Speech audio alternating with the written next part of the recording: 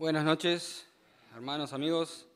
Bueno, también los que están en internet, en sus hogares, o en algún momento seguramente lo escucharán. También bienvenidos. Vamos a abrir la palabra del Señor en el Salmo número 19. El Salmo número 19. Cuando yo medité mucho en este pasaje, y cuando meditaba me acordaba, me venían a mi memoria 3 canciones que yo cantaba en mi juventud. Soy joven, pero creo que ya ha pasado. No, dice Seba. Yo cantaba cuando era adolescente, La ley de Jehová es perfecta. Después había otro coro que decía, que las palabras de mi boca y meditación de mi corazón sean todo de honor a ti, oh Señor. Y el que siempre cantamos nosotros acá, ¿no? Los cielos cuentan la gloria de Dios. Esos 3 coros me venían a la mente y creo que toda la semana los estuve como cantando en mi mente. Entonces yo pensaba que el salmista seguramente este Salmo 19 lo cantaba. De alguna forma lo cantaba. De hecho, cuando yo lo leo hay como por lo menos 2 estrofas claras. Una estrofa que habla sobre la creación, otra estrofa que habla sobre la palabra y cómo conocer a Dios a través de la palabra escrita. Luego, una recompensa que hay a través de esta contemplación de la creación y de la palabra. ¿Y qué actitud tiene el cristiano, el Hijo de Dios, el cristiano ante todo esto, ¿no? que podemos contemplar como hijos de Dios? Empecemos a leer. Este salmo dice: los cielos cuentan la gloria de Dios y el firmamento anuncia la obra de sus manos. Un día emite palabra a otro día y una noche a otra noche declara sabiduría. No hay lenguaje ni palabras, ni es oída su voz. Por toda la tierra salió su voz, y hasta el extremo del mundo sus palabras. En ellos puso tabernáculo para el sol, y como esposo que sale de su tálamo, se alegra cual gigante para correr el camino. De un extremo de los cielos es su salida, y su curso hasta el término de ellos, y nada hay que se esconda de su calor. Los cielos cuentan la gloria de Dios. Y acá podemos conocer a este Dios. ¿Qué dice de Él? Que Él es glorioso. Vemos su creación y entendemos que Él es un Dios de gloria. Un Dios sin igual, un Dios excepcional. No hay como Él. Nosotros no somos como Él. Él es único. Así es Dios. Vemos su poder, dice que el firmamento anuncia la obra de sus manos. Otra versión dice la destreza de sus manos. Vemos su poder acá. Vemos la gloria de Dios, vemos su poder en la creación. Vemos también que Dios se quiere comunicar con el hombre. Dice, día tras día no cesan de hablar, noche tras noche lo dan a conocer. Dice otra versión. Habla sin sonidos ni palabras, su voz jamás se oye. Sin embargo, su mensaje se ha difundido por toda la tierra y sus palabras por todo el mundo. Así habla la creación. Dios es un ser, Dios es un Dios glorioso, Dios es un Dios de poder, que se quiere dar a conocer al hombre, que lo hace 24/24, mientras nosotros dormimos, Dios sigue hablando a través de su creación. Así es Dios, Él no descansa. También vemos a un Dios en los detalles. Cuando nos recordamos cómo hizo la creación, vemos que Dios lo hizo con mucho detalle y perfección. Y cuando vemos tanto detalle y perfección y tanto cuidado, la verdad que nos asombramos. Y yo me ponía a pensar, y al ver la grandeza de su creación, ¿cómo Dios no va a tener cuidado de mí? ¿Cómo Dios no va a tener cuidado de mí? Dice la palabra que si Dios cuida, Dios sabe, y Dios cuida de cada ave y sabe hasta cuando cada una de ellas cae al suelo, si sabe hasta el número de cabellos que cae al suelo nuestro, ¿cómo no va a cuidar de nosotros? Dios dice que, la palabra dice que Dios vistió a los lirios con un esplendor y una belleza sin igual, con tanto detalle. Ni aun Salomón, con toda su grandeza y su riqueza, pudo vestirse como uno de ellos. ¿Cómo no va a cuidar de nosotros? El salmista dice, alzaré mis ojos a los montes, ¿de dónde vendrá mi socorro? ¿Allí estará mi socorro? Dice otra versión. No, mi socorro viene de Jehová, que hizo los cielos, que hizo ese monte donde yo alzo mis ojos. De Él viene el socorro. Entonces vemos a un Dios en donde nosotros podemos llegar para descansar, tener socorro, tener abrigo, porque Él es grande. Él es grandioso, Él es glorioso. Él hizo todo con detalle y así nos va a cuidar. Y también veo a un Dios que está contento, que está feliz. Así lo describe. Dice, Dios preparó un hogar para el sol en los cielos, y éste irrumpe como un novio radiante luego de su boda. Se alegra como un gran atleta, gigante dice nuestra versión, como un gran atleta ansioso por correr la carrera. El sol sale de un extremo de los cielos y sigue su curso hasta llegar al otro extremo. Nada puede ocultarse de su calor. Dios es un Dios que disfruta todo lo que creó. Entonces, hermanos, si vos te sentís triste, tenés que ir a la presencia de Dios en donde hay gozo. En su presencia hay plenitud de gozo, dice la palabra. En su presencia hay plenitud de gozo. Dios es un Dios que está contento por su creación. Dice la palabra en el Génesis que Él cada vez que terminaba de crear algo decía que era bueno. Y al final de todo dice que fue bueno en gran manera. Y la palabra, a mí me asombraba como decía una versión, que Él dijo que era muy bueno. Y lo veo a Dios como, wow, sonriendo y gozoso, contento por su gran creación. Así es nuestro Dios. Es un Dios glorioso, poderoso, que está en los detalles, sensible a cada una de las pequeños detalles que debe cuidar. Es un Dios en donde encontramos socorro al ver la gran creación y vemos un Dios en donde hay plenitud de gozo. Pero en la creación, Dios no puede mostrarse en su totalidad, no puede. Por eso el salmista recurre a la palabra escrita, a la Biblia, y empieza a maravillarse en la palabra de Dios. En la palabra de Dios. Dice, la ley de Jehová es perfecta, que convierte el alma. El testimonio de Jehová es fiel, que hace sabio al sencillo.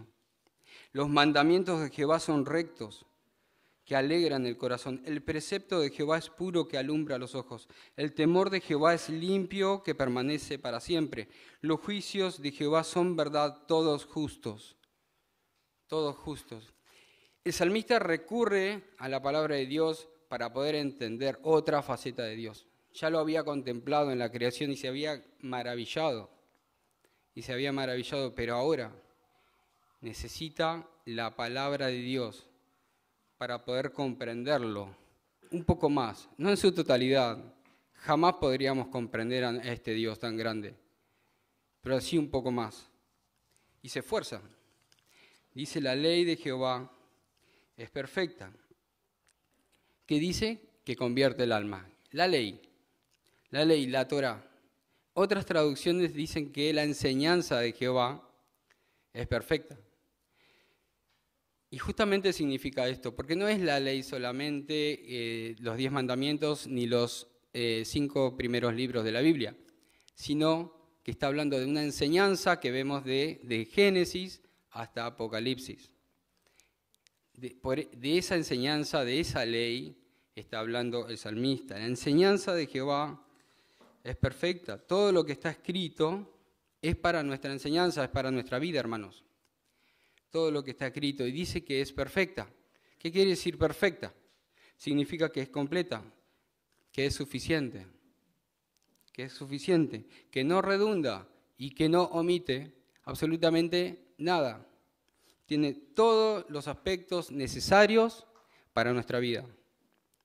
Tiene todos los aspectos necesarios para la vida del creyente y toca todos los temas necesarios para las personas que no conocen a Cristo también. Todo lo cubre todos los aspectos. Dice que es perfecta. ¿Y qué dice? ¿Y cuál es el efecto que produce? Dice que convierte el alma. Revive. Otra versión dice que revive el alma. Es perfecta y revive el alma. Transforma, restaura, vuelve, convence de pecado, vuelve al estado de comunión con Dios. Vuelve a la persona, al hombre y a la mujer del camino por el cual se apartó por culpa del pecado. Eso hace la ley, la enseñanza de Dios. Convierte, restaura, revive el alma. Vuelve a restaurar nuestra comunión con Dios y hace que vos y yo nos volvamos nuevamente a su camino, que nos arrepintamos de nuestros pecados y que confiemos en la salvación del Señor Jesús. Dice el apóstol dice que debemos transformarnos por la renovación de nuestro entendimiento. Dice el apóstol en Romanos 12:2. No imiten las conductas ni las costumbres de este mundo, más bien dejen que Dios los transforme en personas nuevas al cambiarle la manera de pensar. Entonces aprenderán a conocer la voluntad de Dios para ustedes, la cual es buena, agradable y perfecta. Debemos abandonar la manera vieja de vivir, despojarnos del viejo hombre, renovar nuestro entendimiento y vestirnos del nuevo hombre, dice en Efesios 4:22. En segundo lugar dice que el testimonio de Jehová es fiel. ¿Qué significa fiel? Confiable. Hay otra versión que dice el testimonio de Jehová es confiable. Confiable, que es digno de confianza, que podemos descansar en ella. Así es el testimonio de Jehová, la palabra. Algunas personas dicen que en la vida y en este mundo no hay nada seguro. Bueno, la Biblia sí es segura. La palabra de Dios es lo único seguro.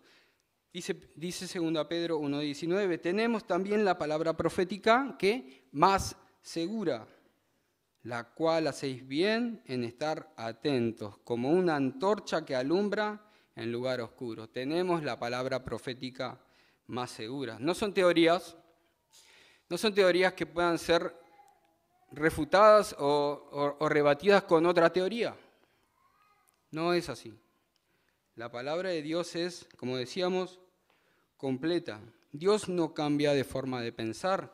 En Él no hay mudanza ni sombra de variación. Toda buena dádiva y todo don perfecto desciende de lo alto, del Padre de las luces, en el cual no hay mudanza ni sombra de variación. Entonces, hermanos, ¿cómo podemos conocer más de la fidelidad de Dios? Y sin errores, la única forma de conocerlo es a través de leer su palabra. ¿Vos querés conocer más a Dios? ¿Querés conocer más de su fidelidad? ¿De su voluntad para tu vida? Bueno, tenés que leer la palabra. No hay errores allí, no te vas a equivocar si la lees. No va a suceder. Es el manual perfecto. Dice que hace sabio al sencillo. hace sabio al sencillo. ¿Qué es sencillo? Sencillo acá da la idea de una persona que es como una esponja que absorbe todo líquido que ande dando vuelta, como una esponja, o como una puerta abierta que deja pasar todo. ¿Sí? Una persona que es inmadura, que es ingenua. Dice que la palabra de Dios, hasta una de esas personas las hacen más sabias que los sabios. Dice la palabra, dice el apóstol en 1 Corintios 1:27, que lo necio del mundo escogió Dios para avergonzar a los sabios. Y lo débil del mundo escogió Dios para avergonzar a los débiles. También el apóstol dice, ya no seamos inmaduros como los niños. Y así no seremos arrastrados de un lado al otro, ni empujados por cualquier corriente nueva de enseñanza. No nos dejaremos llevar por personas que intenten engañarnos con mentiras tan hábiles que parezcan verdad. Hace sabio al sencillo. Hace sabio al sencillo. Esta es la sabiduría que encontramos en la palabra de Dios. ¿Para qué sirve? Sirve para que podamos vivir en santidad y que nuestra vida sea más piadosa ante Dios y ante los hombres. Para eso sirve la sabiduría que encontramos en la palabra de Dios. Para santidad y para que nuestra vida sea más piadosa ante Dios y ante los hombres. En la palabra encontramos todo este complemento. Me has hecho más sabios que mis enemigos, dice el salmista, con tus mandamientos, porque siempre están conmigo. En tercer lugar, los mandamientos de Jehová son rectos. ¿Qué significa rectos? Bueno, que son el mapa. Son el mapa que debemos transitar. Lámpara es a mis pies, tu palabra, una lumbrera en mi camino. ¿Con qué limpiará el joven su camino? Con guardar su palabra. Es un mapa. Y dice que también estos mandamientos rectos alegran el corazón. ¿Por qué? Porque este es el resultado. Vamos por el camino más seguro. No hay forma de errarle. Las posibilidades que podamos fracasar si nosotros cumplimos y obedecemos con nuestras debilidades. No somos máquinas de perfección, somos hombres, salvados por Cristo, pero somos hombres. Tenemos debilidades. Las posibilidades se reducen si nosotros obedecemos la palabra de Dios. Alegran el corazón. Hermanos, nosotros en el pecado teníamos terrible miseria. Allí vivíamos en la miseria y de ahí nos sacó el Señor. De ahí nos sacó el Señor. Ahora nos refugiamos en la verdad de Dios. Antes éramos muertos en el pecado y ahora vivimos para Cristo. Estamos en un camino nuevo, un camino de vida. Este es el resultado. Dice el salmista, tú cambiaste mi duelo en alegre danza, me quitaste la ropa de luto y me vestiste de alegría para que yo te cante alabanza y no quede callado. Oh Señor mi Dios, para siempre te daré gracias. Los mandamientos de Jehová son rectos que alegran el corazón. En cuarto lugar, el precepto de Jehová es puro, que alumbra los ojos. ¿Qué significa el precepto de Jehová es puro? Significa y habla de que es totalmente claro, que no da lugar a ninguna duda. No da lugar a ninguna duda.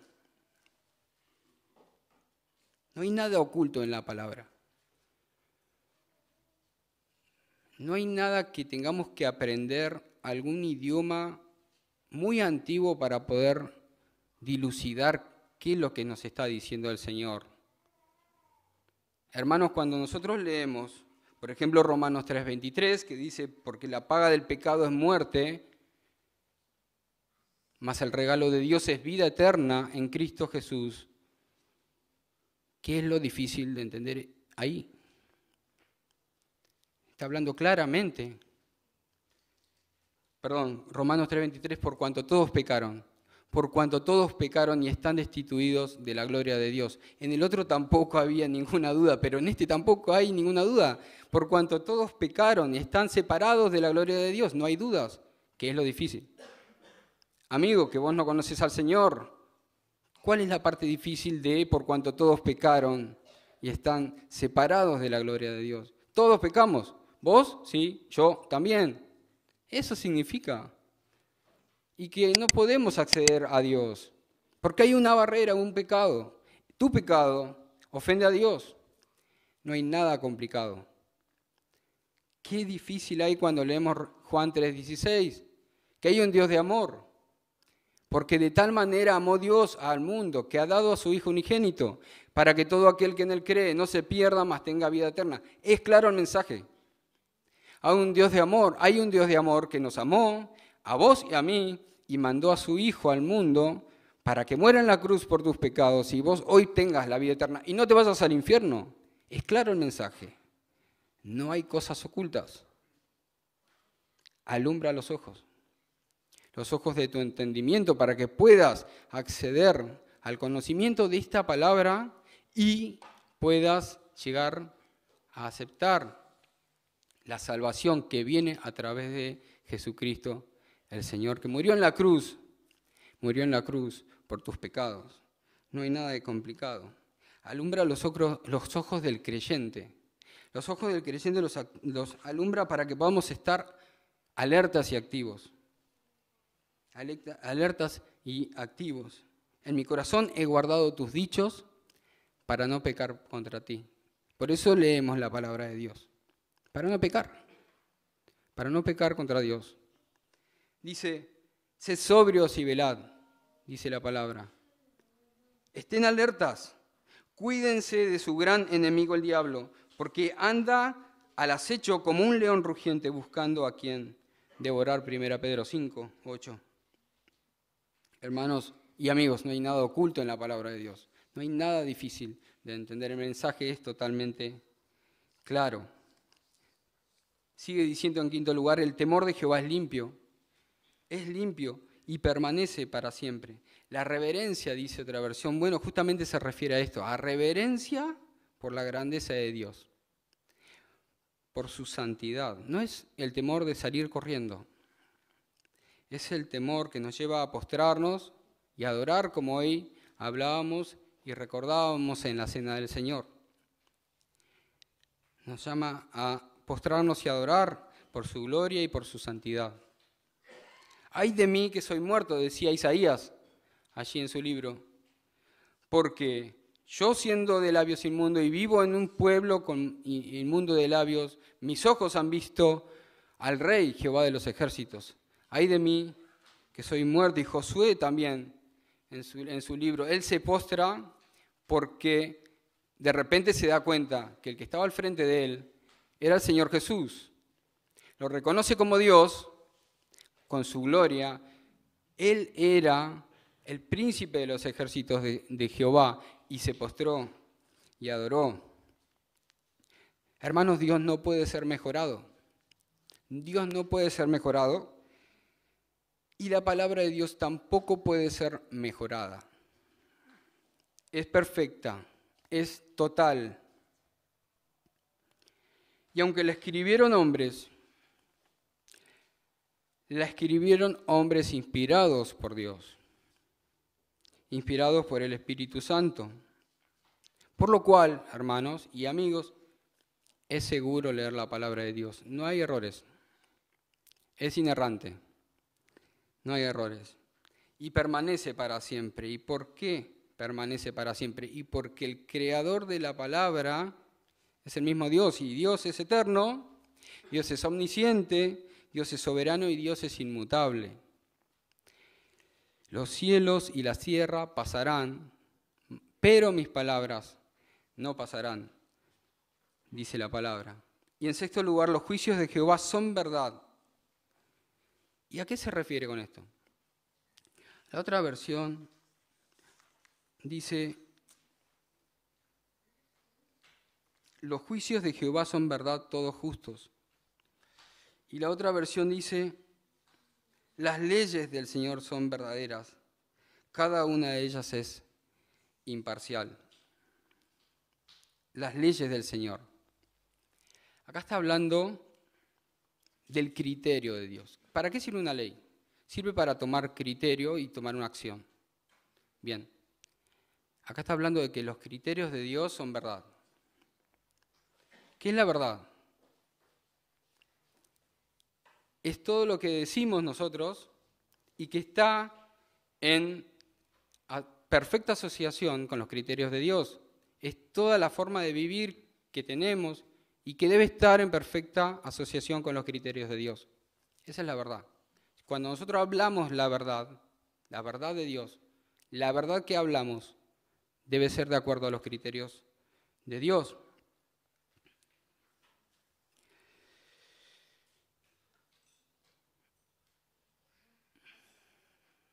Dice que los juicios de Jehová son verdad, los criterios de Dios son verdad, son todos justos. Sin la palabra de Dios, nosotros no podríamos descubrir la verdad para nuestras vidas de las cosas más relevantes, centrales, como por ejemplo, ¿quiénes somos nosotros? ¿De dónde venimos? ¿Hacia dónde vamos? ¿Qué hay después de la muerte? ¿Cómo debemos vivir mientras estamos acá en la tierra? ¿Cómo llegamos hacia Dios? Los puntos centrales, las preguntas que tiene el ser humano, no se pueden responder sino solamente por la palabra de Dios. Por eso dice que los juicios de Jehová, los criterios de Jehová son verdad. Son todos justos. Todo queda totalmente inconcluso y oscuro cuando ponemos a un costado los criterios de Dios para vivir. Los criterios de Dios para vivir.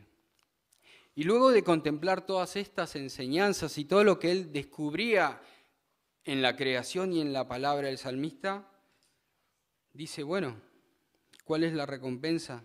Y dice el versículo 10, deseables son más que el oro, y más que mucho oro afinado, y dulce más que la miel, y que la que destila del panal. Tu siervo es además amonestado en ellos, y en guardarlos hay gran galardón. Dice, y la recompensa es que es invaluable. Este tesoro que tenemos es invaluable. Es más que el oro. Tenemos todo si solamente tenemos la palabra de Dios. Y dice que es deliciosa para él. Y dice que tu siervo es amonestado con ellos y desea guardarlos. Aunque sea amonestado, desea guardarlos. Dice en Hebreos 4:12, pues la palabra de Dios es viva y poderosa. Es más cortante que cualquier espada de dos filos, penetra entre el alma y el espíritu, entre las coyunturas, articulaciones y los tuétanos, dice la versión 60, y la médula del hueso. Pero miren, deja al descubierto nuestros pensamientos y deseos más íntimos. Nos hace ver las cosas que necesitan ser corregidas. La palabra de Dios nos hace ver las cosas que necesitan ser corregidas. Entra en tu intimidad, amigo. La palabra de Dios entra en tu intimidad, la única forma de poder corregir.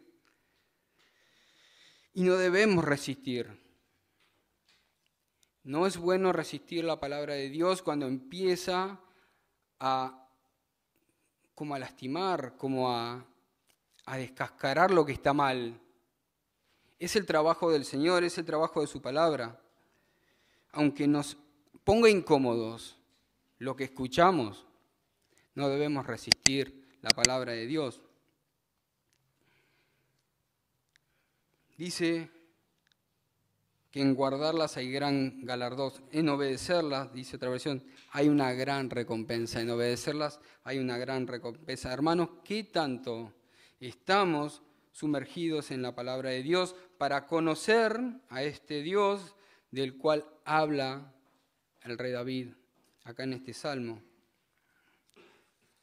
¿Qué tanto domina la palabra de Dios tu proceso de pensamiento y de razonamiento para luego actuar y para luego tomar decisiones? ¿Qué tanto domina? La palabra de Dios no es mágica, no actúa en forma mágica.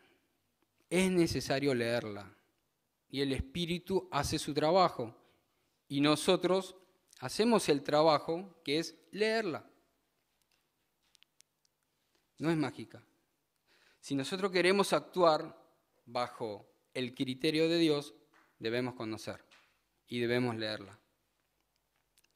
De día y de noche meditarás en él, le decía a Josué. Las repetirás a los niños todos los días, a tus hijos, cuando salgas, cuando entres, cuando te vayas a dormir, cuando te levantes, las repetirás.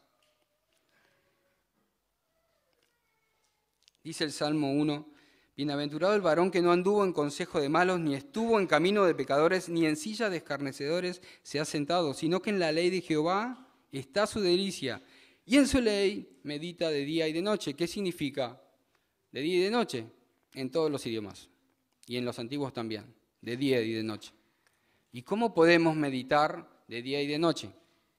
Bueno, muy fácil, no es tan difícil, es fácil. ¿Qué quiere decir? ¿Que no voy a ir a trabajar más y que no voy a ir a estudiar? No, significa que mientras estamos trabajando y estudiando debemos meditar en la palabra. ¿Sí? Conectar la Biblia con las decisiones que tomamos, con las respuestas que damos, con las acciones que hacemos, con las cosas que hablamos, con las cosas que miramos y cómo utilizamos el tiempo tan escaso que tenemos. Combinar la Biblia con nuestra vida. Así meditamos. Cuando tenemos que tomar una decisión. Yo tuve una experiencia, es muy larga, algunos amigos la conocen, pero tuve una experiencia hace unas semanas atrás en donde, por un lado, el diablo invadió mi pensamiento y yo estaba cargado de mucha bronca, con cosas de mi trabajo, y que iba a hacer esto y aquello, y todo lo que iba a hacer. Y por el otro lado, la palabra de Dios me decía,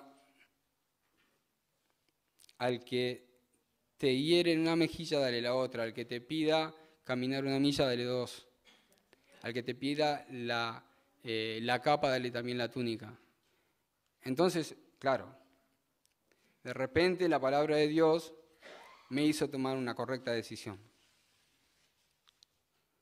con respecto a mi trabajo. Bueno, así una que quizás creo yo que salí victorioso, pero hay otras en mi debilidad y ustedes también deben tener en donde quizás han fallado. Pero la cosa es meditar de día y de noche para tomar la decisión correcta.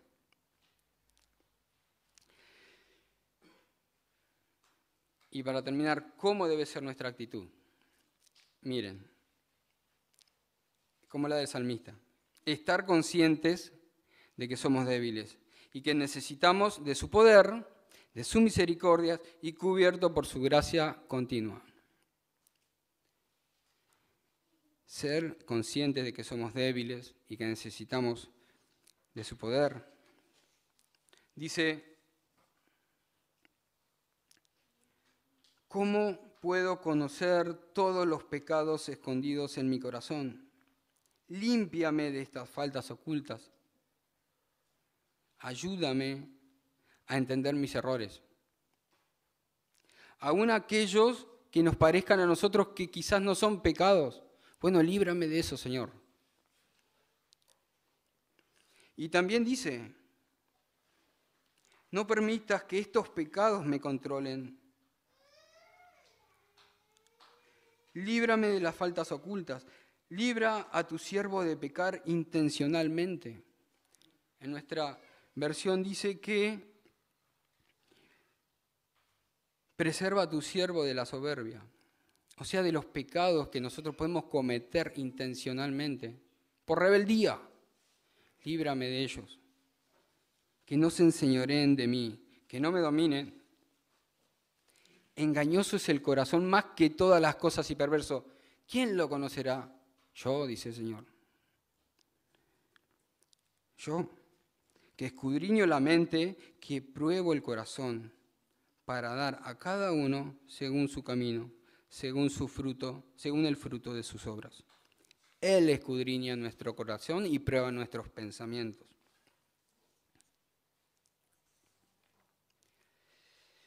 Termina el salmista diciendo que sean gratos los dichos de mi boca y la meditación de mi corazón. El salmista se da cuenta que cuanto más meditamos en algo, que mientras más se enraiza en nuestro corazón, así vamos a actuar, para bien o para mal. Y él pide que la meditación de su corazón sea todo, sea grato y que dé honor al Señor. La mente es la fábrica de todo lo que podemos hacer, bien o mal. Y si tenemos la mente llena con la palabra de Dios, entonces las cosas van a salir bien, vamos a fabricar buenas acciones, vamos a dar fruto. Examíname, oh Dios, decía el salmista, y conoce mi corazón, pruébame y ve si hay en mí camino de perversidad, si hay algo que yo esté por cometer mal antes que lo cometa. Y guíame, líbrame y guíame en el camino eterno. Así decía el salmista y así es como le debemos pedir a Dios. Y debemos acercarnos a Él. Lo podemos hacer. Dice, acerquémonos confiadamente, ¿a dónde? Al trono de la gracia. ¿Para qué? Para alcanzar misericordia y hallar gracia para el oportuno socorro. Y hallar gracia para el oportuno socorro. Hermanos, mente y corazón llena con la palabra de Dios. Mente y corazón llena con la palabra de Dios. Que Dios bendiga su palabra.